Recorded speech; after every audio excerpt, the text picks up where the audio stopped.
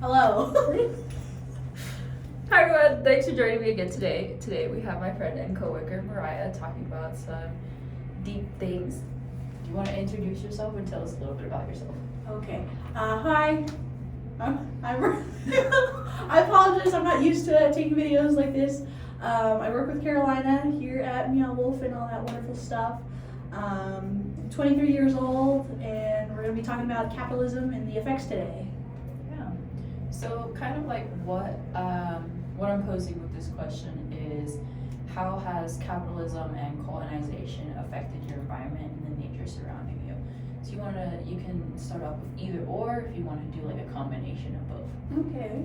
So I would say, foremost, for me personally, capitalism has really affected just the land, like physically around us, with all new people coming into the state of Colorado, new jobs, new opportunities. There's been a lot of influx of people coming to Colorado, which means more housing, kind of affecting the landscape. I would say in the past 5 years, we've gotten rid of like a lot of visuals that you can see, like the Flatirons. You can never see anymore since they're building new apartments and all those sort of things. But there is the other side of the coin where capitalism can be helpful in the sense of competition with other businesses, getting different options as a consumer. But again, it's not the greatest. Yeah, it brings up like that whole aspect of not just competition within business, but competition within ourselves as well, and like the people we surround ourselves with. It kind of deteriorates from those indigenous approaches of having that sense of community and support within your community and like your neighborhood in general. So for me, that the aspect of competition, I wish we could deteriorate from, but in reality we can't because it has been created. So it's always going to be here. I think with that, also the same aspect of capitalism in our community, it's definitely created different class system, obviously. The haves and the have-nots, where your money puts you in society, in the community, and what you can do within that bubble of your community. Oh, I have influence with this, this, and this, but only because I have the connections, the money within those businesses and those business practices, and so on. Yeah, it's like with that, with like the status is it brings in that like cycle of life that I feel like we are basically just in like every day. We go to work to get food, we go to work to pay bills, X amount of bills, keep a roof over our head, and then the people that are always at the top are always gonna like exploit us in order to maintain that status of getting profit, and also exploit the resources that they're using too, like not just us as resources but the environment as a whole. But then again, it's the whole concept too of not looking at that side of it, the concept of having the workers also benefiting from getting the money because of those aspects. So that's a topic of social reproduction. Social reproduction is everything that I just said, like everything that we do in a day-to-day life. There's a really cool quote that I always use in all these videos. It's like the fleshy, messy, everyday life that we do. And regardless if it involves capitalism or not, capitalism is always going to be there in the back end because we need work and because we need like food and shelter over our head. Definitely. And I like to think of kind of the, I'm sure you know about it, the Maslow's hierarchy of needs. So the food, the shelter, clothing, safety, those sort of things. It all kind of ties back to capitalism, and if you can truly afford those things on the spectrum of, oh yes, I'm comfortable in my housing, I'm comfortable in my job, I have enough to eat, it all just kind of ties back to capitalism, and if you can do those things. Yeah, and it's like, and if you can't, let's say you have a roof over your head, but you can't afford food, or you're working, but you don't have enough for one basic need in your life. You can either I don't know, ask your parents for money if they're still alive, or ask your friends for money if you feel comfortable doing that, or rely on the government for stamps, which is another form of the government still embedding that capitalistic system onto you because of like your need for like just living. And there's a really cool article about the Black Panther Party that I've said also in these videos too. It's the program that they did, the free breakfast program for kids that they did back in like, I think it was the 80s or the 70s or the 90s. Either one of those eras. And basically one of the statements by the lead chairman of the former chairman of the Black Panther Party, Elaine Brown, she said that food should not be a commodity. It should not have a sole price to it, because meaning that if it has a sole price to it, and if we can't afford that food, it's basically a price over our heads. And if we don't get that food source, we're gonna die. Absolutely. And it's so hard to say, oh, I don't believe in capitalism, oh, I'm not part of this capitalist machine, when the day you were, even before you're born, your mom's already buying you things, you know, shirts, little onesies and all that. So even before you set foot on this earth, you were already part of this capitalism machine. You're just in there, just kind of churning and turning and turning until you one day become old enough where you start to be the purchaser, the consumer, the person who needs to buy their own food, that has to work their own job. You're already born kind of into the system of capitalism. It's just like, again, like one endless cycle. But back to your experiences. Could you elaborate on your experiences with capitalism and colonization? With capitalism and colonization, I would just have to say the big one for me personally was just, like how I mentioned, just seeing how different Colorado looks, just Denver in general, with the past few years of having all those new businesses come in, having new just homeowners come in. It's been really almost, I don't want to say difficult, but very strange to get used to the fact that I will never see, you know, that land again ever the same. It's just going to be apartment buildings, business buildings. I would say the colonization, that is a tough one. Just because colonization it's always been here, you know, since the time of indigenous peoples and all of that jazz. Gosh, it's really at a loss for words. Would you say, like, do you feel that your culture has been somewhat erased because of colonization? Absolutely. I feel kind of tying in with colonization and the capitalist kind of society that we have in America, that I was always told by like older relatives, Latino relatives that come from Mexico, oh, America's great solely because of capitalism and the jobs, the opportunities you can get. So at the back of my head, I'm like, is it really that bad, or could it be worse?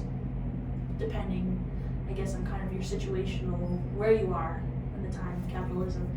But whether here or somewhere else, it's always going to be there. And I feel like it's kind of erased the identity of a few communities just because they're turning to, what's the word for it? I always forget. Not generalization. It's when a bunch of people are coming in, you know, changing the area. Like on Federal, a lot of new apartments, shiny apartments where rent is going up. Gentrification, yes. Gentrification kind of ties into that colonization of where I feel like the culture isn't there so more. It's just business. And it's like, so, because I feel like colonization ties a lot with imperialism. So I was reading an article before coming here today about like colonization and imperialism and how the US puts in a lot of their money into like the military and like the complex. Yeah, like and like militia and like all that sort of stuff. And there's like a section on there and it talked about like borders and it said borders are not just a wall or a fence, but they're also like prisons. And so like immediately it made me think of like the US Mexican border. Not only because it said it like a couple sentences after that statement, but Fair. it said it like just because like we have such like a problematic topic with the US Mexican border, because I feel like people are looking for refuge that come to the United States, and when they cross that line, if they get caught, it's like a whole nother like war they're going against, because they're kept in like these like prisons, especially the children that cross the border. They're kept in these like cages, and people go missing, and like people aren't even aware that they're missing because they don't even know if they made it across the border. And it's that whole other aspect of how colonization and imperialism have caused that control of people. You know, like the idea of the United States being like this perfect place. It's not. There's so many like hidden agendas. Yes, definitely so many problems. I feel like with the connotation of specifically like the Mexican-U.S. border, there's a lot of negative connotations where you don't have those same type of issues with like Canada, the northern part of the U.S. And it's interesting to kind of see of why that is, and that ties kind of into the whole racial aspect. It just becomes a big old conglomerate ball of just issues that America has. Yeah, and it's like, just to go off of that, like it makes no sense to me how like Americans can just walk on into the like Mexico and just be like, okay, like if you live in like Texas or California, and if you're like right on the border, just walk on in and just need a passport. Welcome. And while if you don't have a passport, or if you don't have like a visa or any reasoning for being in the United States, if you cross that border, You're immediately treated like a criminal. yeah, That's insane. it's like, why are you here? And it's like, you need to think about like all these different things that like like immigrants do for like the culture that we have here. Like we take the worst jobs.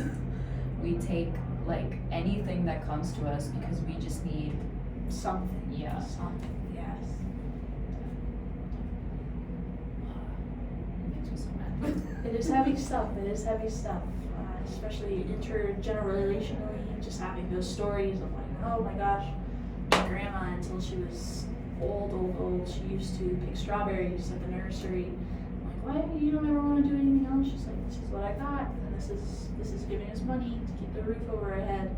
And it's hard seeing those folks in our community, especially elderly folks, just being tied down to their job just because they know if they leave that job, they might not have anything else. It's like the whole concept. There was another article that I was reading, and I brought this up in an interview yesterday.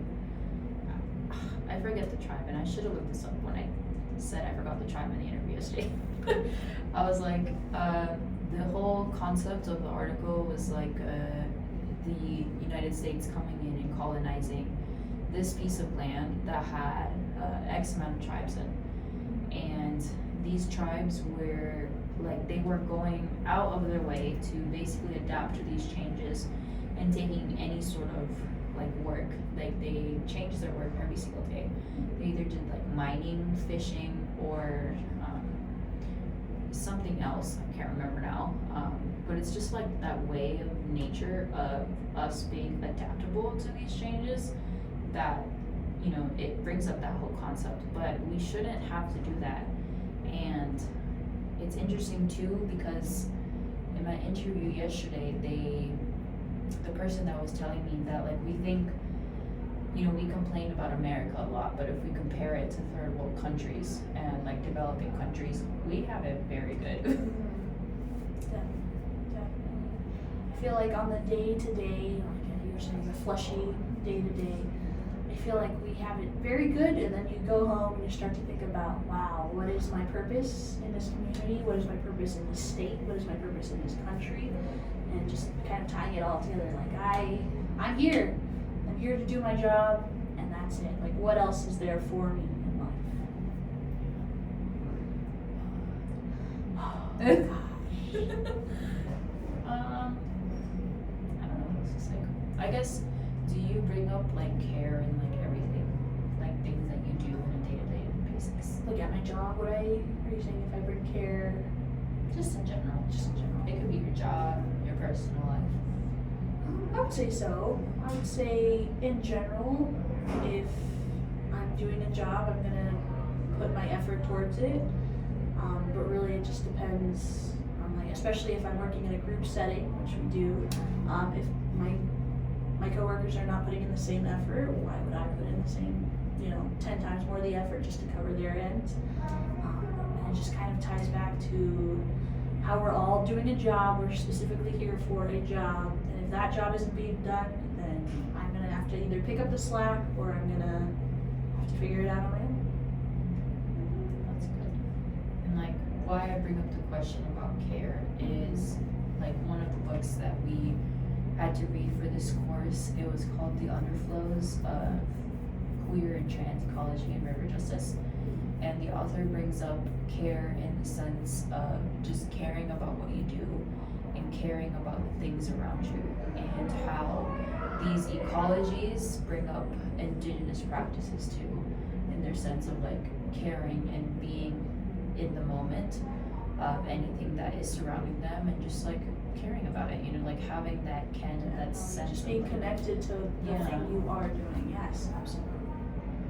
I feel like, gosh, if only it would be easier to say it than just think it, but just even caring about your job becomes, especially in America, your job is your identity. That is what you are in society. Not